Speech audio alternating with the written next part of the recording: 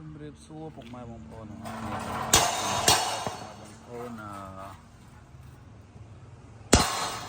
បាទចង់ចេះវិធីនេះមួយបងប្អូនដែលយើងអត់ទិញរបស់គេសម្រាប់ណាហើយយើងយកមកអនុវត្តខ្លួនឯងវាធូរបងប្អូននេះឃើញនេះបាទនេះខ្ញុំមកទិញ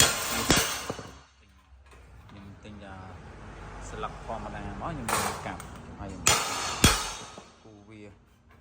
ដំបងប្អូនធ្វើតែពុំជាងមួយមកនេះពុំផ្លែវាអានេះគេហើបតិចទៀតមានផ្លែនេះបាទហើយយើងយកមកគូយកមកបើຂະຫນາດធំហ្នឹងគូធំដូចគ្នាគូកាឡាដូចគ្នាបាទឥឡូវជាងបន្តហើយនេះបងប្អូនអីដោយបោះគេយើងទិញមកយ៉ាងញ៉ាំអូនធ្វើអញ្ចឹងទៅវាចំណេញបើយើងទិញបោះគេសម្រាប់ហ្មងវាថ្លៃតែហ្នឹងសម្រាប់តែយើងមានពេលវេលាដែរណាបើមិនពេលវេលាពំមានយើងបតនក៏យើងទិញបោះគេសោះថ្លៃតែបើយើងបានធ្វើយេវាសេលុយដែរមកណាជាង10គុណសូមជម្រាបលា